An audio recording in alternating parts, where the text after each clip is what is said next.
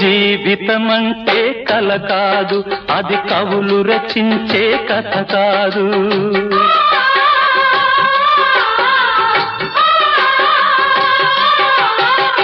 జీవితమంటే కల కాదు, అది కవులు రచించే కథ కాదు.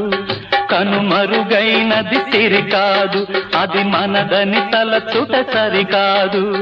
కుడి ఎడమైతే పొరపాటు లేదను నానుడి సత్యం కాదు, ఇది అందరికి అర్థం కాదు. ఓ